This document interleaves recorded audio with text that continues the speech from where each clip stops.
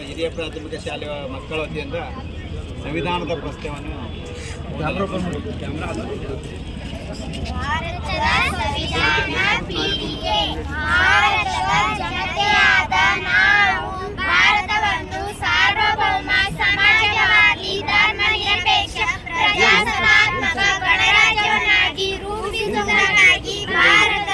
ಎಲ್ಲ ಪ್ರಜೆಗಳಿಗೆ ಸಾಮಾಜಿಕ ಆರ್ಥಿಕ ಮತ್ತು ರಾಜಕೀಯ ನ್ಯಾಯವನ್ನು ವಿಚಾರ ಅಭಿವ್ಯಕ್ತಿ ನಂಬಿಕೆ ಧರ್ಮ ಮತ್ತು ಉಪಾಸನೆಯ ಸ್ವಾತಂತ್ರ್ಯವನ್ನು ಸ್ಥಾನಮಾನ ಮತ್ತು ಅವಕಾಶಗಳ ಸಮಾನತೆಯನ್ನು ದೊರೆಯುವಂತೆ ಮಾಡುವುದಕ್ಕಾಗಿ ವ್ಯಕ್ತಿ ಗೌರವ ದೇಶದ ಏಕತೆ ಮತ್ತು ಸಮಗ್ರತೆಯಾಗಿ ಎಲ್ಲರಲ್ಲಿ ಭಾತೃತ್ವ ಭಾವನೆಯನ್ನು ಮೂಡಿಸುವುದಕ್ಕಾಗಿ ದೃಢ ಸಂಕಲ್ಪ ಮಾಡಿ ನಮ್ಮ ಸಂವಿಧಾನ ಸಭೆಯಲ್ಲಿ 1949ನೇ